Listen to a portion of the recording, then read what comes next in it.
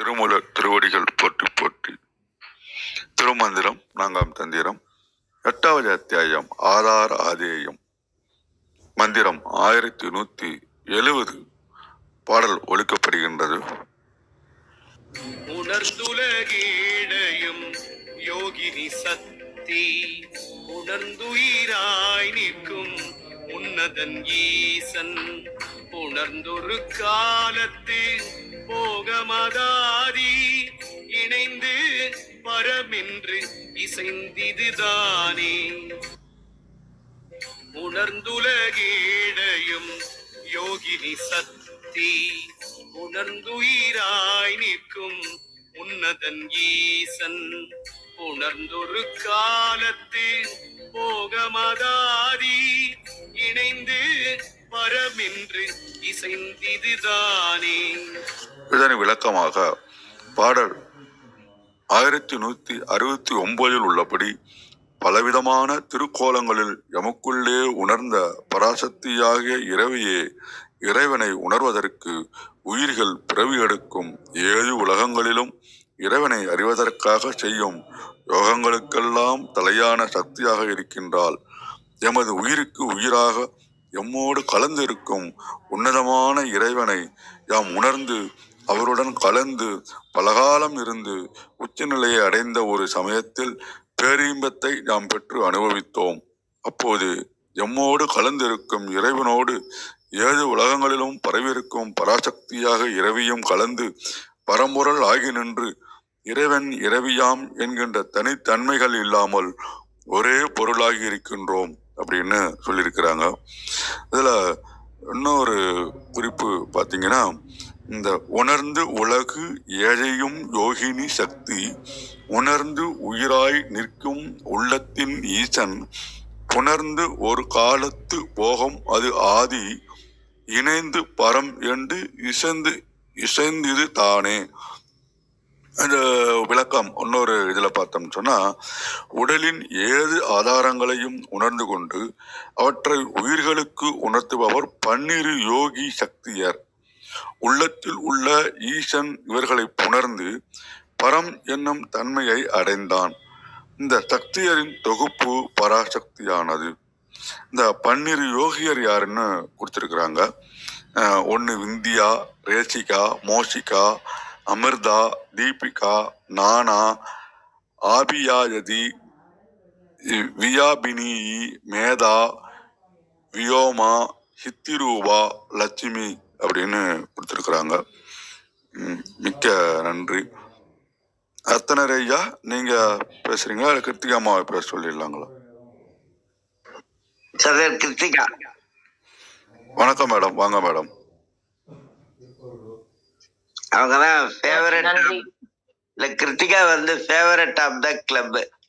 அதுக்கப்புறம் நான் அப்படி இல்லையா?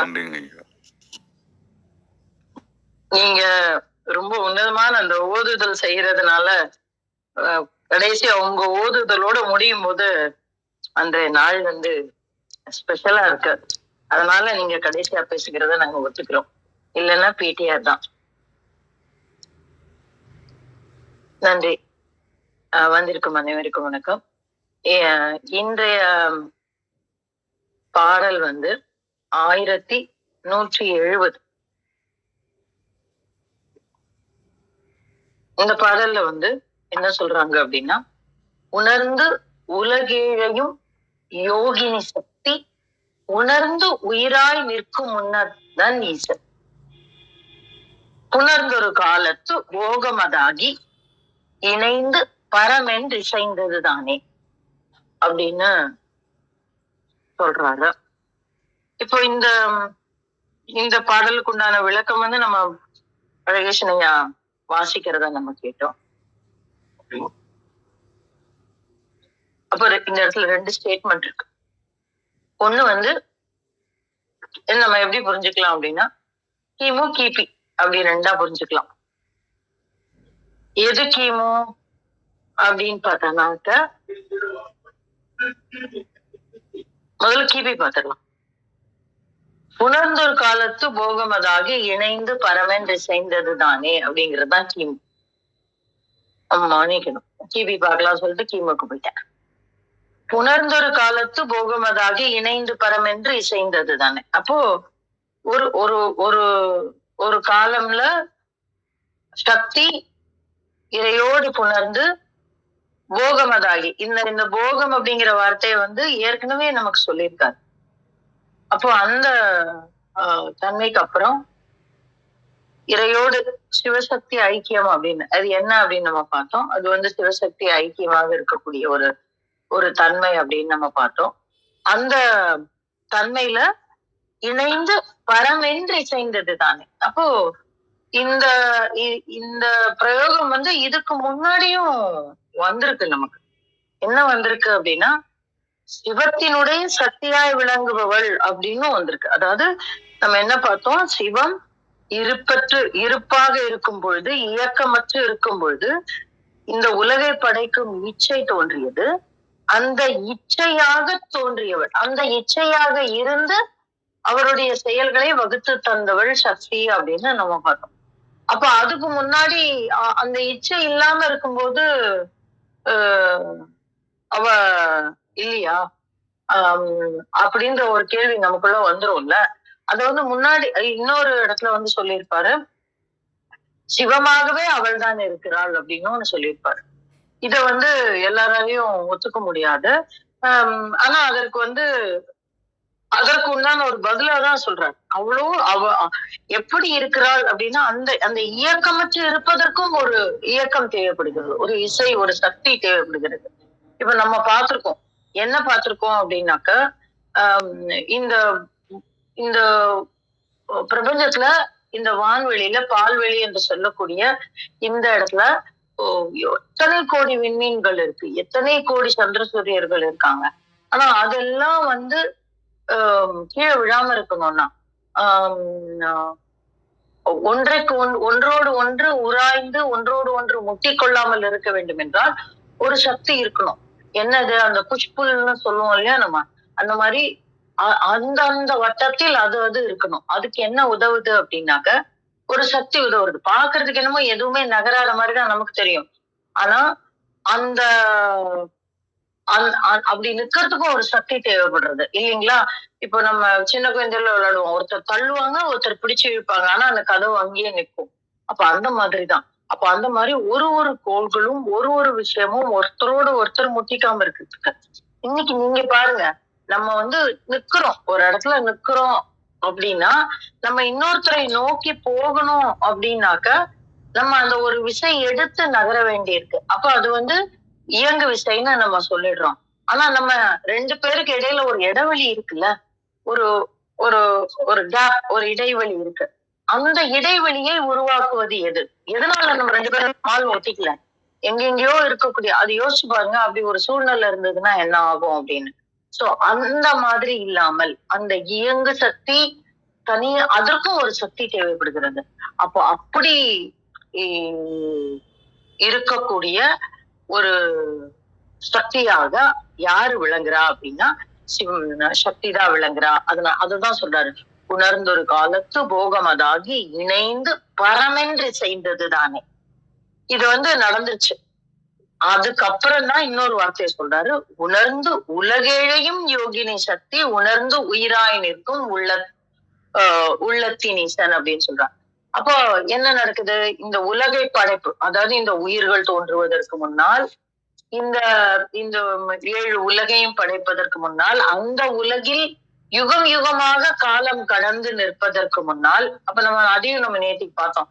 யாமலம் என்ற ஒரு வார்த்தையை உபயோகம் பண்ணாரு. குரோசக்தி கோலம் பல உணர்ந்தோனே அப்படின்னு சொன்னாரு இல்லையா. அந்த குராசக்தி அப்படிங்கிற ஒரு வந்து என்ன அப்படின்னு நம்ம பார்த்தோம். அது வந்து உலகை இயக்கக்கூடிய ஒரு விஷயமாக குருவாக நின்று அவள் அருளக்கூடியவள் அப்படிங்கிறத நம்ம பார்த்தோம். சோ இந்த செயல்கள் எல்லாம் நடப்பதற்கு முன்னமாகவே என்ன நடந்திருக்கு அப்படின்னா, அப்போ அந்த இருப்பாக அந்த இறைப்பரம்பொருள் இருக்கும் பொழுது அந்த பேரண்ட நாயகனின் இணையாக, அந்த பேரண்ட நாயகனின் சக்தியாக இணைந்து பரமென்று செய்தது தானே. இதுதான் அல்டிமேட் சாஸ்திரத்துல.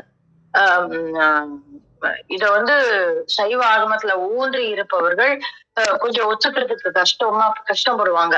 ஆனா வேற வேற வழியே இல்ல. இங்க திருமந்திரத்துல அவர் சொல்லிட்டாரு. அப்ப என்ன அர்த்தம்? பேதமே இல்ல. சிவசக்தி என்ற பேதமே கிடையாது. பரமென்று அந்த ஒரு இயக்கமற்ற நிலை ஏற்பட வேண்டும் என்றாலும் அதை இயக்கக்கூடிய சக்தியாக யார் இருந்தா அப்படின்னா அந்த சக்தி தான் இருந்தா அப்படின்னு சொல்லி ஒரு ஒரு உச்சகட்டம். இததான் ஸ்ரீ சக்கரத்துல நம்ம பேசும்போது பிந்து அப்படின்னு தனியா சொல்லுவோம். அந்த பிந்துல என்ன இருக்கா, யார் இருக்காங்க அப்படின்னாக்கா காமேஸ்வரன் காமேஸ்வரி இருக்கிறாங்க அப்படின்னு நம்ம சொல்லுவோம். இத நம்ம முழுக்க முழுக்க அண்டத்துல பார்த்துட்டோம். இப்ப இத பிண்டத்துல பார்க்கும் பொழுது இந்த உணர்ந்து உலகேழையும் யோகினி சக்தி உணர்ந்து உயிராய் நிற்பதற்கு நிற்கும் உன்னதன் ஈசன் அப்படின்றார். அப்போ இந்த இந்த உடல் பிறப்பதற்கு முன்னால் கர்ம வினைகளின் மூலமாக நாம் பெற்று வந்த இந்த தனுகரண பூனத்தில் இந்த பிண்டம் தோன்றுவதற்கு முன்னால் என்ன நடக்குது? நீ முன்னாடியும் பிறந்திருக்க. அந்த முன்னாடி பிறந்திருக்கும் பொழுதும் என்னதான் நடந்திருக்கு அப்படின்னாக்க நீ இங்க இருந்திருக்க. ஆனா அங்க போய் சேர்ந்திருக்காவ. இந்த உடல் போனதற்கு அப்புறம் அவள் இறையோடு சென்று கலந்திருக்கிறாள். ஆனால் நீ மீண்டும் இந்த உலகத்திற்கு மீண்டும் நம்ம வந்திருக்கிறோம். எதனால அப்படின்னாக்க நம்ம நம்மளுடைய கர்ம வினைகளின் மூலமாக. அதனாலதான் இந்த உணர்ந்து உலகேழையும் யோகினி சக்தி. யோகினி சக்தினா நம்ம உணர்றதுக்கு முன்னாடி. அப்போ அந்த யோகினி சக்தி தான் அனைத்தையும் செய்பவளாக இருக்கிறாள். அப்ப இங்க அந்த யோகினி சக்தியினுடைய வேலை என்ன அப்படின்னாக்க தெளிதல். அந்த தெளிதல் நிகழ்வதற்கு முன்னமும் நாம் பல பிறவிகள் எடுத்து எடுத்து எடுத்து வந்துட்டேதான் இருக்கோம். அதனால ஏதோ ஒரு பிறவியில இந்த தெளிதல் நடக்கும். 7 ஆதாரங்களும் விளங்கும், துலங்கி அந்த உயிராய் நிற்கக்கூடிய அந்த உணர்ந்து அந்த வார்த்தை தான் அந்த இடத்துல ரொம்ப முக்கியம். உணர்ந்து உயிராய் நிற்கும். அப்ப அந்த என்ன நடக்கும் அப்படின்னாக்கா நம்ம இந்த 7 ஆதாரங்களிலும் விளங்கி இருக்கக்கூடிய இறைபரம்பொருளை உணர்ந்து இந்த ஆன்மா வேறு, அந்த ஈசன் வேறு அல்ல என்ற நிலை புரிந்து கொள்வதற்கு யாருதான் நமக்கு உதவுறாங்க அப்படின்னா இந்த யோகினி சக்திகள் தான் உதவுறாங்க. இத 64 யோகினிகள்லாம் நம்ம பிரிச்சிருக்கோம். இங்க வரதராஜன் ஐயா வித்யாசக்திகள் அப்படின்னு ஒரு 12 பேரை சொல்றாரு. இந்த 12 பேருடைய தாத்பரியம் என்ன அப்படின்னா இந்த 64 யோகினிகள்ல ஒரு குரூப் வித்யாசக்திகள் அப்படின்னு சொல்றாங்க. இந்த 64 யோகினிகள் எப்படி உருவானாங்க அப்படிங்கிற கதை ஒரு ஒரு தனி கதை. அன்னை சதி தேவியாக இருக்கும் பொழுது எண்மர் தோன்றினர் அப்படின்னு நம்ம அந்த 8 மாத்ருகா சக்திகளை பத்தி பேசுவோம். அந்த மாத்ருகா சக்திகள் தன்னுடைய அந்த எண்மரும் தன்னுடைய உடம்பிலிருந்து 7 சக்திகளை தோற்றுவித்தாங்க. அந்த 7 பேர் தான் இந்த 64 யோகினிகள். இந்த 64 யோகினிகள் 64 யோகினிகளும் நம்ம நேற்றுக்கு பார்த்தோம் அஷ்டபைரவர் அப்படின்னு நம்ம பார்த்தோம். இந்த அஷ்டபைரவரும் அவர்களுடைய உடம்பிலிருந்து 7 பைரவர்களை தோற்றுவித்தார்கள். அதாவது 64, 8 × 7 அப்படின்னு பார்க்கலாம். அப்போ அவங்க அந்த 64 பேரும் இந்த யோகின சக்திகளின் சக்திகளை பெற்று இந்த உலகத்தில் அந்த தக்ஷனுடைய யாகம் அழிப்பதற்காக நடைபெற்றது அப்படின்னு ஒரு புராணம் ஒண்ணு உண்டு. அதை பத்தி சொல்ற மாதிரி நம்ம புரிஞ்சுக்கலாம். சோ இந்த யோகினி சக்தினா என்ன அப்படின்னா இயங்கு சக்திகள், கிரியா சக்தி அப்படிங்கிற ஒரு பொருளை தருவதற்காக இந்த புராணத்தை நான் சொன்னேன். மொத்தத்துல இந்த உடல் இயங்குவதற்கும் இந்த 7 ஆதாரங்களும் துலங்குவதற்கு இந்த 64 சக்திகள் நமக்கு உதவுகிறது. அதற்கு முன்னாடி நம்ம பிறந்து பண்ணிக்கிட்டே தான் இருக்கோம். சோ இந்த அனாதின்னு சொல்லுவாங்க இல்லையா, பது பசு பாசம்ல பாசமும் அனாதிதான் அப்படிம்பாங்கல்ல. அந்த அனாதியை குறிக்கக்கூடிய வார்த்தை தான் கடைசியில இருக்கக்கூடிய 2 வரிகள். புணர்ந்தொரு காலத்து போகமதாகி இணைந்து பரமென்று செய்ததுதானே. அப்ப எல்லாமே அனாதி. பதி பசு பாசம் எல்லாமே அனாதி அப்படின்னு சொல்லக்கூடிய ஆக இந்த ஆன்மாவும் அனாதியானதுதான். அந்த அனாதியாக நிற்கக்கூடிய அந்த ஆன்மாவை அந்த பதியோடு இணைக்கக்கூடிய செயலை செய்வது யார் அப்படின்னா யோகினிகள் அப்படின்னு நம்ம வச்சுக்கலாம். நன்றி நண்பர்களே. அற்புதமான ஒரு மந்திரம் இது. எங்களோட கிடைக்கிற கால வேலைக்கு முன்னாடி சொல்லி என்னுடைய பகிர்தலை முடித்துக் கொள்கிறேன். வேற யாராவது வந்திருக்காங்களான்னு எனக்கு தெரியல, காட்டல எனக்கு.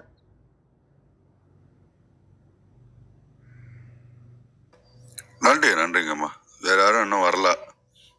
அர்த்தனார் ஐயா, உங்கள் விளக்கமும் பாடலும் பார்க்கலாங்களா?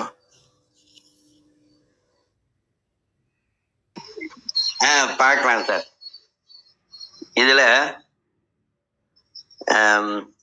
முதல் 2 வரியில இருக்கக்கூடிய தொடக்க சொல் வந்து உணர்ந்து உணர்ந்து அப்படின்னு வருது. 3வதாக இருக்கக்கூடிய சொல் வந்து புணர்ந்து அப்படின்னு வருது. 4வது வரி எப்படி வருது பாருங்க. லைன் பாருங்க, அழகேசன் சார் பாருங்க.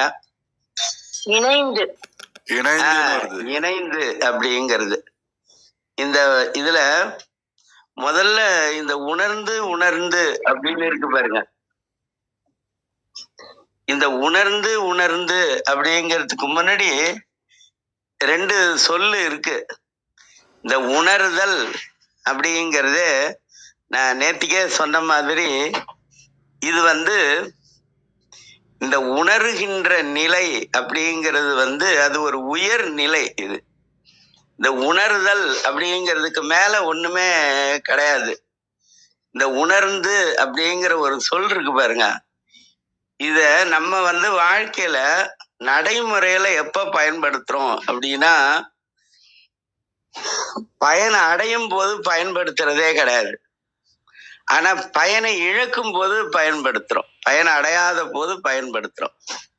ஒருத்தரோட பழகிறோம், அவரு கூட மகிழ்ச்சியா இருக்கிற வரைக்கும் நம்ம ஒண்ணுமே பண்றது இல்லை.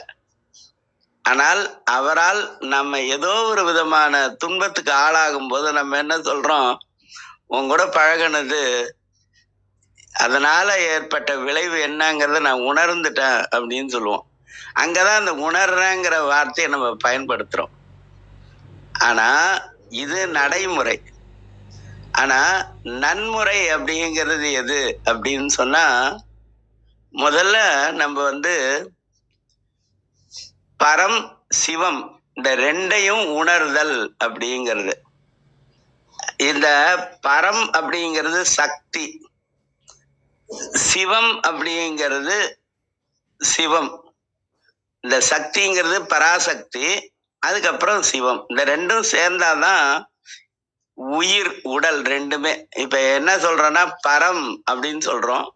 அந்த சிவம்ங்கிறது கூட சேர்க்கும் போது அந்த இம்மல இருக்கிற ஒற்று போயிடும், புள்ளி போயிடும். அப்ப என்ன ஆகும், பரம் சிவம் 2ம் சேரும் போது பரம சிவம் அப்படின்னு வரும். இதுல பரம் தான் முதல்ல இருக்கு. இந்த பரம் இருந்தாதான் சிவத்துக்கே வந்து சிறப்பு. அதனால்தான் இது வந்து முழுக்க முழுக்க சக்தியை பத்தி நம்ம வந்து திருமூலர் நமக்கு சொல்றாரு. அப்படி சொல்றதுனாலதான் 4வது வரி வந்து இசைந்தது பரமே அப்படின்னு முடிச்சிருக்காரு.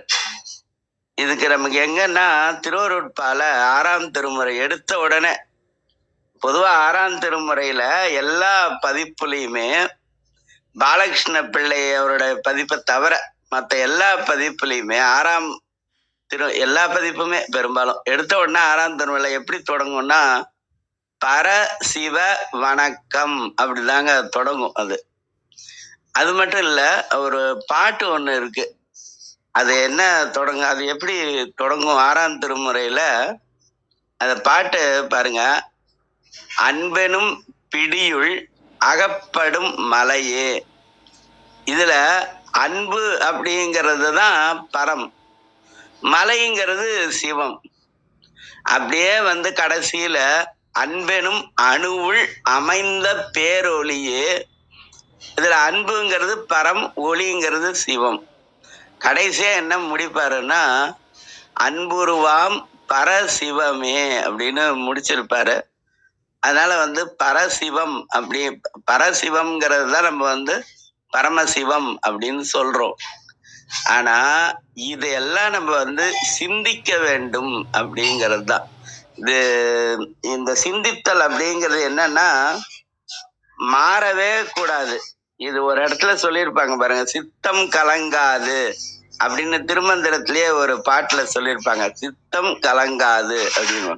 சித்தம் கலங்காது அப்படின்னு சொன்னா நம்முடைய கவனம் வந்து திசை மாறாமல், டைவர்ட் அப்படின்னு சொல்றோம்ல ஆங்கிலத்துல, அப்படி மாறாமல் சிந்திக்க சிந்திக்க சிந்திக்க முதலில் நாம் நம்மை உணர்வது, அதான் முதல் உணர்ந்து.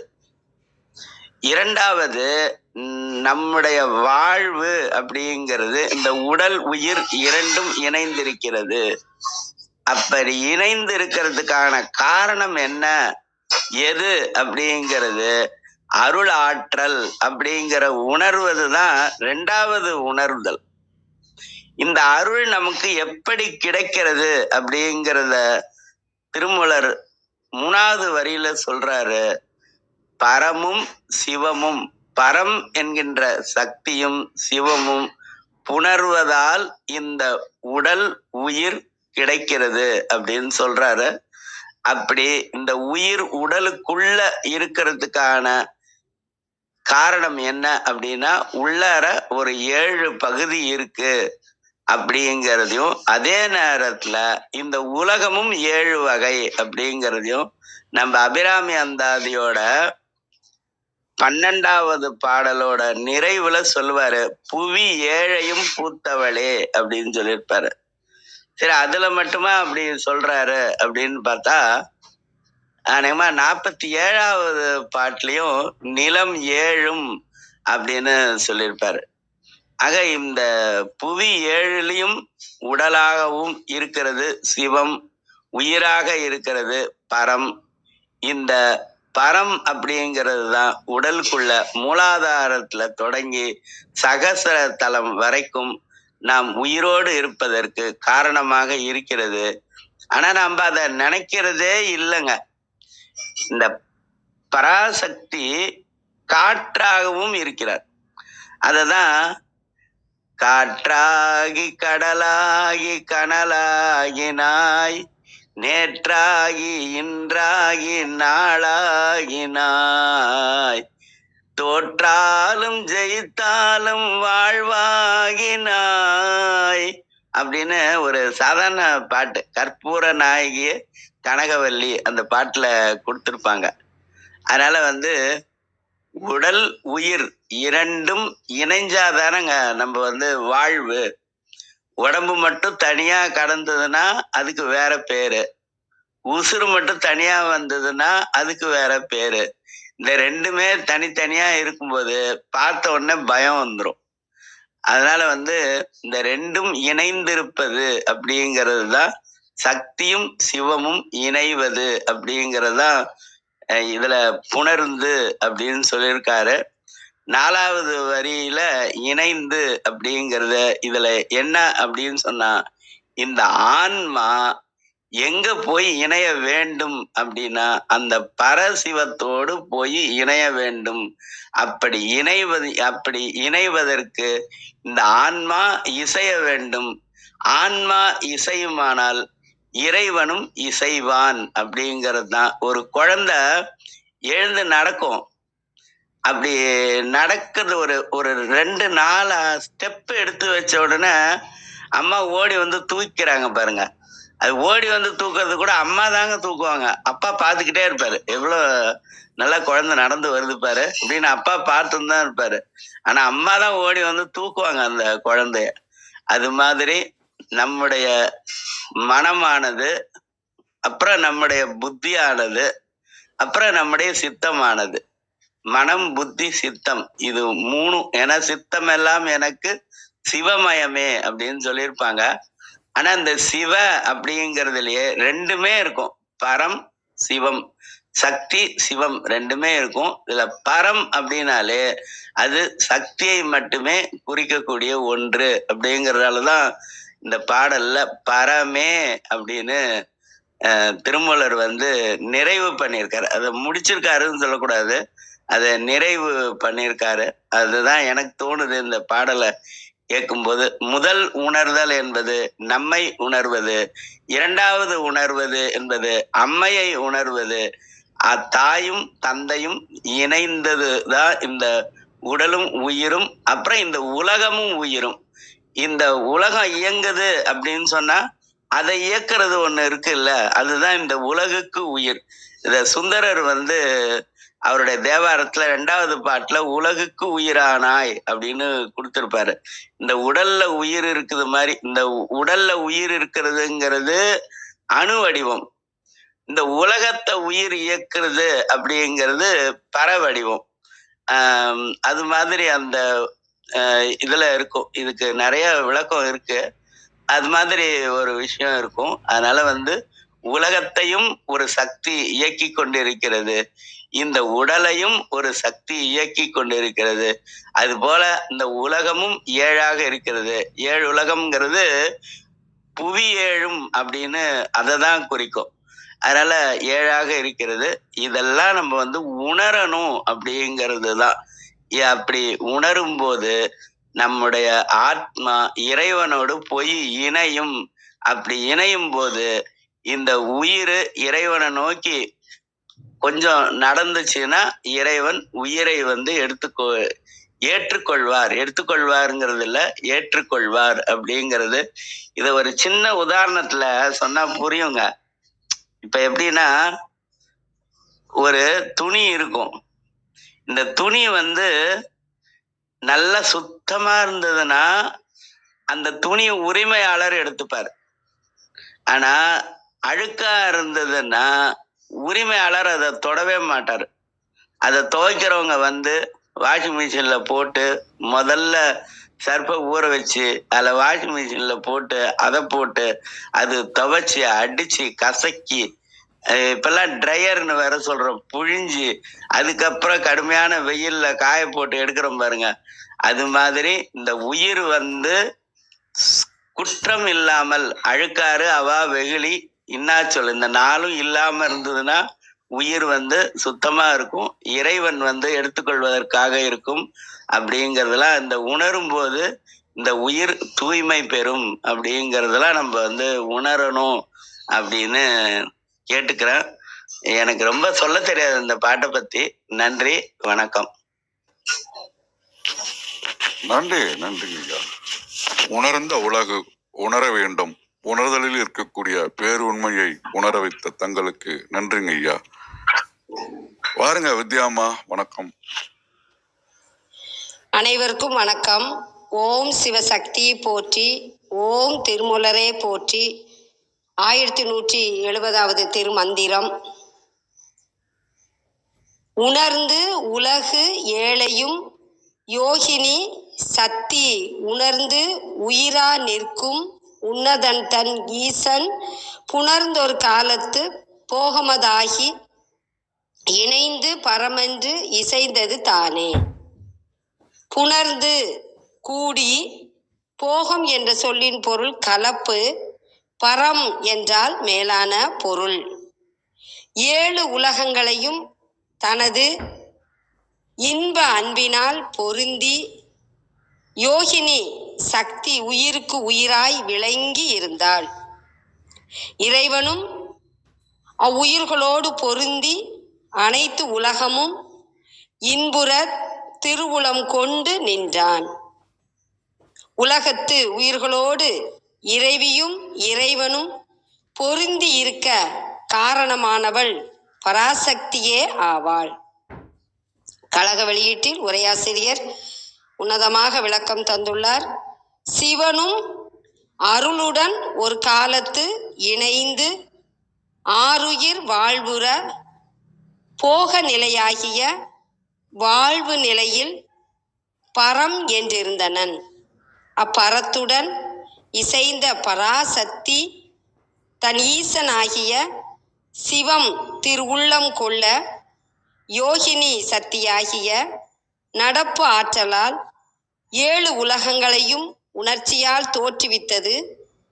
தோற்றுவித்த 7 உலகங்களாகிய 7 வகை பிறப்பு உயிர்களுக்கும் உயிருக்கு உயிராய் நின்றதும் அவ்வாற்றலுக்குரிய அம்மையாகும் என்று உரையாசிரியர் விளக்கம் தந்துள்ளார். முன்னதன் என்ற சொல்லுக்கு ஆக்கல் தொடங்கும் முன் என்று பொருளாகிறது. சிவனை நினைத்து மாணிக்க வாசகர் பாடிய பாடல். திருவாசகம் அறிவுறுத்தல், அதாவது விவேகம் அடைதல். சிவசக்தியை வணங்கும் முன் நாம் திருமந்திரத்தை விவேகத்தோடு புரிந்து கொள்ள வேண்டும். ஆம் 6 உன் திருவடிக்கே அகங்குலையேன் அன்புருகேன் பூமாலை புனைந்து ஏத்தேன் புகழ்ந்தேத்தேன் புத்தேளிர் கோமான் நின் திருக்கோயில் தூகேன் மெழுகேன் கூத்தாடேன் சாமாரே விரைகின்றேன் சதுராலே சார்வானே. ஆம் ஆறு இச்சொல்லின் பொருள் நான் உய்யும் வண்ணம். புத்தேளிர் கோமான் தேவாதி தேவன்.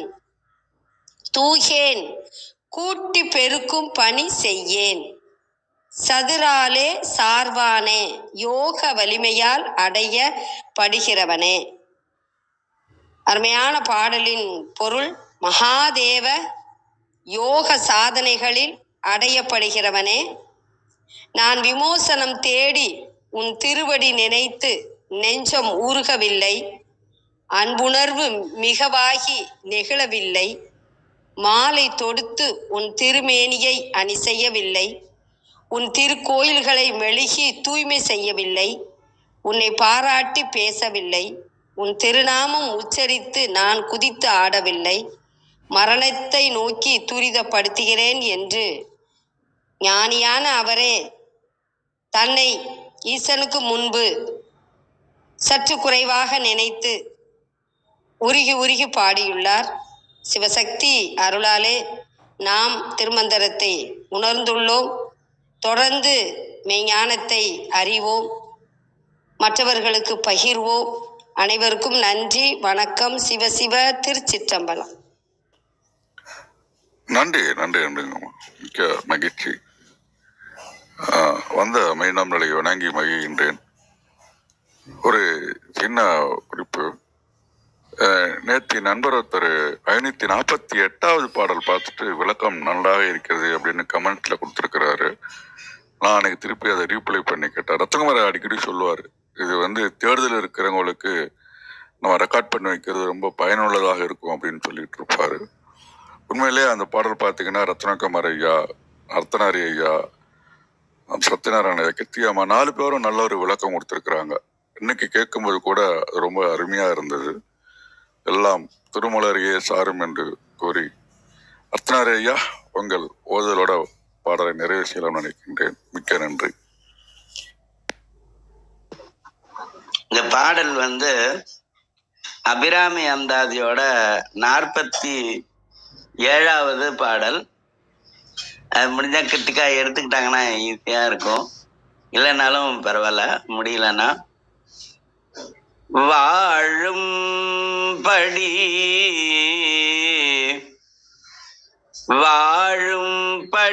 ஒன்று கண்டு கொண்டேன். படினா பூமின்னு ஒரு பொருள் இருக்கு. வாழும்படி ஒன்று கண்டு கொண்டேன். வாழும்படி ஒன்று கண்டு கொண்டேன். மனத்தே ஒருவர் வீழும்படி அன்று வில்லும்படி அன்று. வாழும்படி ஒன்று கண்டு கொண்டேன். மனத்தே ஒருவர் வீழும்படி அன்று வில்லும்படி அன்று. நிலம் 7 பருவரை 8 வரைனா மலை. நிலம் 7 பருவரை 8 எட்டாமல் இரவு பகல் சூழும் சுடர்க்கு நடுவே கிடந்து சுடர்கின்றதே.